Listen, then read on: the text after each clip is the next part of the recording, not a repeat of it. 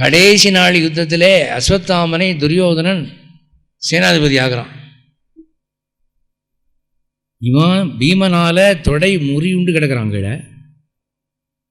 கடைசி நாள் யுத்தத்துக்கு அஸ்வத்தாமன் போகிறான். அப்போ துரியோதனன் அஸ்வத்தாமனை பார்த்து, இன்னைக்கு யுத்தத்தில் ஒன்று தான் சேனாதிபதி ஆக்குறேன்னு சொல்லி தலையில் தண்ணீர் தெளித்து, நீ தாண்டா சேனாதிபதினு கான்வகேஷன். ஆனால் அதில் பெரிய வேடிக்கை என்னடான்னா, சேனை தான் இல்லை. அஸ்வத்தாமனை விட்டால் வேறு யாருமே இல்லை. சேனையும் அவனே, சேனைக்கு அதிபதியும் அவனேங்கிற நிலைமை ஆகிப்போச்சு. அப்படி கம்ப்ளீட்டாக அந்த மகாபாரத போரில் எல்லா சைனியத்தையும் வீணாக்கிட்டான்.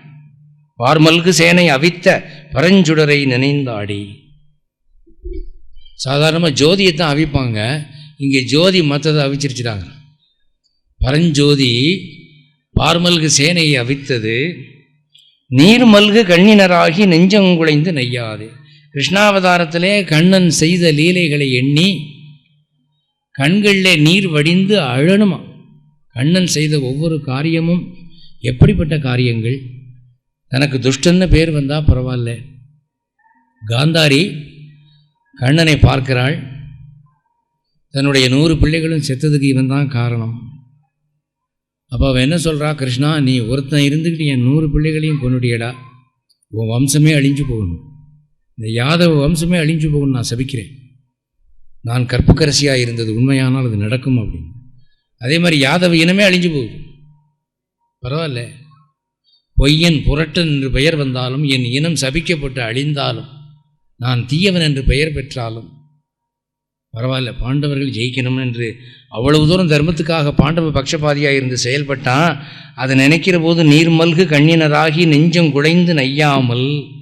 உங்களுக்கு கண்ணில் தண்ணி வரல, அதுக்கு பதிலாக என்ன பண்ணுறீங்க அப்படின்னா, நல்லா திங்கிறீங்கன்றார். தின்னி பயல்களாக இருக்கிறீங்க. உங்களுக்கு திங்கினும் போல இருந்தால் அன்னதானம்ங்கிற சாக்கில் நீங்கள் உட்காந்து கலந்துக்கிறீங்க, பக்கத்து இலைக்கு பாயாசம்னு அப்படின்னு சொல்கிறாரு. ஊன் மல்கி மோடு பருப்பார். ஊன் மல்கி மோடு பருப்பாருக்கு வியாக்கியானம் சொல்கிறாரு, பிடரியிலே பிசல் பெருத்த பயல்கள் அப்படிங்கிற. பிடரியிலே பிசல் பெருத்த பயல்கள்னால் என்ன அர்த்தம்னா, இப்போ நாமெல்லாம் இருக்கிறோம், கண்ணாடி முன்னால் போய் நின்னீங்கன்னா தலை தனியாக தெரியுது, அப்புறம் இங்கே கழுத்து குறைஞ்சி வருது பூஜா மாதிரி, அப்புறம் இங்கே ஷோல்டர் அகன்று வருது. சில பேர் ஒரு நாளைக்கு 12 முறை 20 முறை சாப்பிடுவாங்க.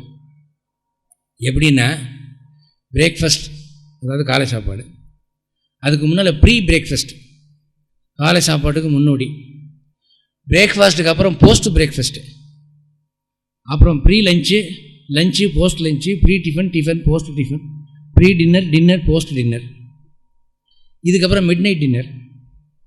இப்படி சாப்பிட்டு என்னடா ஆகி போச்சுடான்னா, இந்த வியாக்கியானத்தில் எழுதுகிறார், பிடரியிலே பிசல் பெருத்துங்கிறார். இந்த இடத்துல சதை வச்சு போகுதான் கழுத்தில். அவனை தூரத்துலேருந்து பார்த்தா தலையிலேருந்து ஃபிகர் எப்படா இருக்குது அப்படின்னா, பீப்பாய் மாதிரி இருக்கு, கழுத்து காணவில்லை. இந்த இடத்துல ஒன்றும் பள்ளம் இருக்கிற மாதிரி தெரியல. டெய்லர் சட்டைக்கு அளவெடுக்கிறான், என்ன இது ஒரு உறுப்பை காணாம். ஏன்னா ரெஜிஸ்டரை எழுதியிருக்கிறான், நெக்கு சைஸ்ன்னு எழுதியிருக்கிறான். நெக்கே இல்லாத மனுஷனுக்கு நெக்கு சைஸ் எங்கேருந்து வரும் அப்படின்னு அவன் முழிக்கிறான்.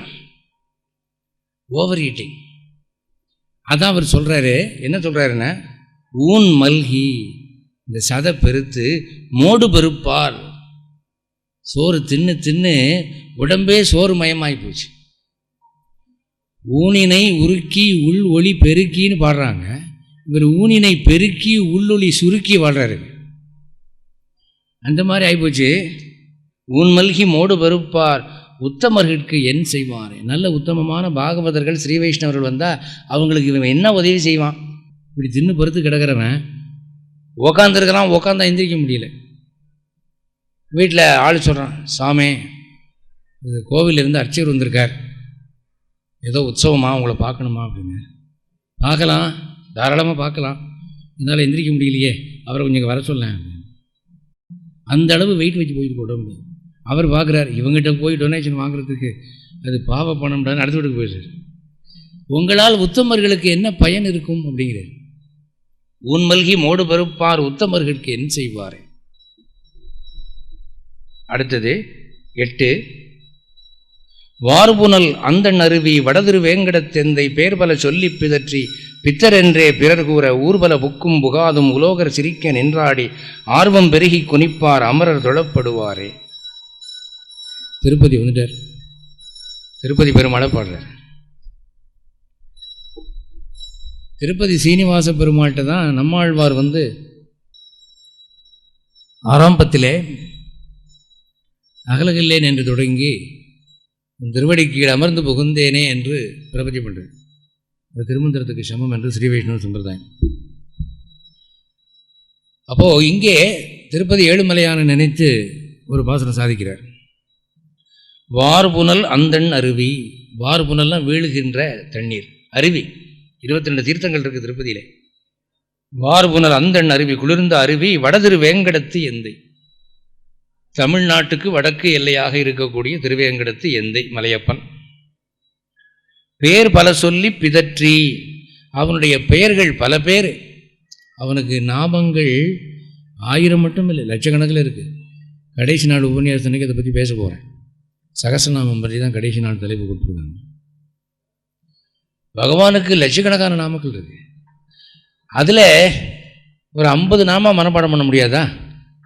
அவன் பெயர்களை மனப்பாடமாக சொல்லி பிதற்றி பக்தி அதிகமானதுனாலே அதை ஒழுங்காக சொரணையோட ஸ்டெடியாக சொல்லாமல் மீதூர்ந்த பக்தியினாலே கண்டபடி நாக்குளரை சொல்லி பித்தர் என்றே பிறர் கூற. பார்க்குறவங்கெல்லாம் இவனுக்கு பைத்தியம் பிடிச்சி போச்சுங்க அப்படின்னு சொல்கிறாங்க. எதுவும் ஒரு அளவோடு இருக்கணும், ஆன்மீகமும் ஒரு அளவோடு இருக்கணும். அளவுக்கு மிஞ்சினால் அமுதமும் நெஞ்சு. முன்னெல்லாம் ஆஃபீஸ் முடிஞ்சு வந்தால் டிஃபன் சாப்பிட்டு டிவி பார்த்துட்டு இருந்தான், ஒழுங்காக மனுஷனாக இருந்தான். இப்போ ஒழுங்காக உபன்யாசத்துக்கு போய் உட்கார ஆரம்பித்தான். ஒரு மாதம் ஆன உடனே நட்டு கண்டு போச்சு. ரோட்டில் பகவானுடைய பெயரை பாடி ஆட ஆரம்பிச்சிட்டான் அப்படின்னு உலகம் பேசுதான். இவன் பித்தன் என்று உலகம் பேசுது. ஊர் பல புக்கும் புகாதும். ஊர் ஊராக போங்க, இதை பற்றி சொல்கிறத பற்றி வெக்கப்படாதீங்க. ஊர் பல புக்கும் புகாதும். ஊருக்குள்ளே போங்க, ஊருக்கு வெளியில் வாங்க, ஊருக்கு வெளியிலேருந்தே செய்வீங்க ஏதாவது சொல்லி ஊர் பல புக்கும் புகாதும் உலோகர் சிரிக்க நின்றாடி. உலோகர்னால் இந்த உலகத்து மக்கள். இந்த உலகத்து மக்கள் எல்லாம் கேலி பண்ணி சிரிக்கும்படியாக உலோகர் சிரிக்க நின்றாடி ஆர்வம் பெருகி குனிப்பார் அமரர் தொழப்படுவரே.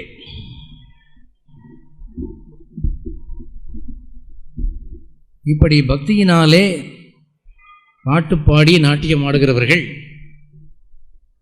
இந்த உலகத்தவராலே பைத்தியங்கள் என்று சொல்லப்பட்டாலும் ஸ்ரீவைகுண்டத்தில் இருக்கிற நெத்தி சூரிகள்லாம் இவர்களை வணங்குவார்கள். நீங்கள் அர்ச்சனாதிகதின்னு ஒன்று இருக்குது, வைஷ்ணவத்தில் சொல்லுவாங்க. ஒரு ஆத்மா முக்தி அடைகிற போது என்ன மார்க்கமாக போகுது, அர்ச்சிஸ் என்ற அமானவன் தேவதை வந்து கூட்டிகிட்டு போகிறான், சூரிய மண்டலத்தின் வழியாக போகிறான். அப்போது அதனால் வரை இவன் வணங்கி கொண்டிருந்த தெய்வங்கள் எல்லாம் இவனை வணங்குது. வைகுண்டத்தில் இருக்கிற நித்தியர்கள் முக்தர்கள் முதற்கொண்டு இவனை வணங்குகிறார்கள். அப்படி ஒரு ஸ்டேட்டஸ் வந்துடுது. அமரர் தொழப்படுவாரே. அமரர்களும் வந்து தொழும் நிலைமை அடைகிறான். அடுத்தது 9 அமரர் தொழப்படுவானை அனைத்துலகுக்கும் பிரானை அமர மனத்தினுள் யோகு புணர்ந்தவன் தன்னோடு ஒன்றாக அமரத் துணிய வல்லார்கள் ஒழிய அல்லாதவரெல்லாம் அமர நினைந்து எழுந்தாடி அலற்றுவதே கருமமே. இந்த நாட்டிலே யோக மார்க்கம் என்றும் பக்தி மார்க்கம் என்றும் 2 மார்க்கம் இருக்கு. யோக மார்க்கம்ங்கிறது மனதை அடக்கி உபாசனை இருந்து தவம் செய்து தவத்தின் ஆற்றலை பெருக்கிறது.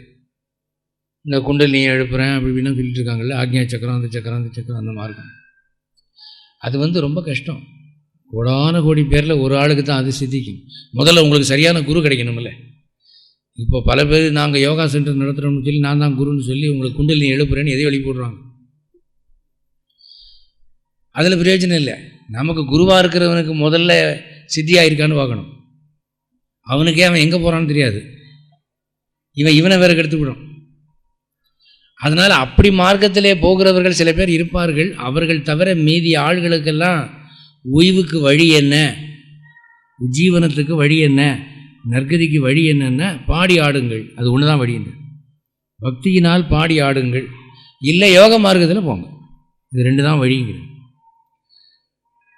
அதான் சொல்கிறார், அமரர் தொழப்படுவானை அனைத்து உலகுக்கும் பிரானை அமர மனத்தினுள் யோகு உணர்ந்து. யோகு உணர்த்தல்னா யுஜ் என்ற தாத்துவிலிருந்து யோகாங்கிற வார்த்தை வருது. இந்த மனசை அவனோடு இணைத்தல். இந்த ஜீவன், அந்த பரமன், இவன் மனசு, இது 3 ஒரே நேர்கோட்டில் வந்துருச்சுன்னா அது யோகம், இணைத்தல். அதே நிலைமையில் ஆயிரக்கணக்கான ஆண்டுகள் நீங்கள் உட்காந்து உங்களுக்கு பக்தி யோகம் சித்திக்குது. அமர மனத்தினுள் யோகு உணர்ந்தவன் தன்னோடு ஒன்றாக அமர துணிய வல்லார்கள். அப்படி தவம் செய்யக்கூடியவர்கள். இந்த திருமணிசை ஆழ்வார் அப்படிப்பட்டவர் தான். கும்பகோணத்தில் அவருடைய ஜீவசமாதி இருக்குது, திருவரசுன்னு சொல்லுவாங்க. அங்கே அவர் இன்னும் யோக நிலையிலே இருக்கிறாராம், பகவானை தியானித்து கொண்டு. அப்படி வல்லமை உங்களுக்கு இருந்தால் அந்த மார்க்கத்துக்கு போங்க. அப்படி இல்லைன்னா அமர துணிய அல்லார்கள் ஒளிய அல்லாதவரெல்லாம் அமர நினைந்து எழுந்தாடி. அமர நினைந்துன்னா அவனை போதிய அளவு நினைந்து எழுந்து ஆடி அலற்றுவதே கருமம். அலற்றுவதுன்னா அப்படியே புலம்புறது, அவன் நாமாவை பக்தியோடு புலம்புறது. அதுதான் சுருக்கமான வழி. நீங்கள் பக்தியோடு பாடி ஆடுகிற போது உங்களுக்கு அந்த யோக உஷ்ணம் கிடைக்கிறது, உங்கள் கர்மாவெல்லாம் தொலையுது அப்படின்ற. 10 கருமமும் கரும பலனும் ஆகிய காரணன் தன்னை திருமணி வண்ணனை செங்கண் மாலினை தேவபிரானை ஒருமை மனத்தினுள் வைத்து உள்ளங்குழைந்து எழுந்து ஆடி பெருமையும் நானும் தவிர்ந்து இதற்றுமின் பேதமை தீர்ந்தே. இதில் என்ன சொல்கிறாருன்னா, பக்திக்கு நீங்கள் வரும்போது முதல்ல கூச்சம் போகணும். நான் பகவானுக்கு அடியவன்னு சொல்லிக்கிறதுல ஒரு வெக்கம் பெரும்பாலும் அவங்களுக்கு வரும். ஒரு கோவிலை தாண்டி போகிற போது கூட அது ஒழுங்காக பணிவாக வணங்கி கும்பிட்றவங்க ரொம்ப கம்மி. அப்படி அக்கம் பக்கம் பார்த்துட்டு இப்படி இப்படின்னு கையை அசிட்டு ஏதோ கராத்தே மூமெண்ட்ஸ் பண்ணிவிட்டு அவங்க கூட போயிட்டே இருப்பாங்க. அது ஏன்னா 4 பேர் பார்க்க வணங்குறதுங்கிறது ஒரு வெக்கமாக இருக்குது. அது முதல்ல போகணுங்கிறார். அதான் சொல்கிறார், பெருமையும் நானும் தவிர்ந்து. நான் அப்படிங்கிற பெருமை, இந்த ஈகோ போகணும். 4 பேருக்கு முன்னால் பக்தி நர்த்தனம் ஆடுவதற்கு வெக்கமாக இருக்குல்ல, அந்த வெக்கம் போகணுங்கிறார். நானும் தவிர்ந்து பிதற்றுமின், பகவானுடைய நாமாக்களை பிதற்றுங்கள். பேதமை தீர்ந்தே. பேதமைனா அறியாமை. அவனை குறித்து பாடுவது அசிங்கம், வைத்தியகார்த்தனங்கிற பேதமை இருக்கே, அது தீர வேணும் என்று சொல்லிவிட்டு கர்மமும் கர்ம பலனும் ஆகிய காரணன் தன்னை. நீங்கள் செய்கிற கர்மா அவனால் விதிக்கப்பட்டது, அந்த கர்மாவுக்கு பலன் தருகிறதும் அவன்தான். ஒரு பாவம் பண்ணுறீங்கன்னா அந்த பாவத்துக்கு பலனை தர்றது அவன்தான். ஒரு புண்ணியம் பண்ணுறீங்கன்னா அந்த புண்ணியத்துக்கு பலனை தர்றதும் அவன்தான்.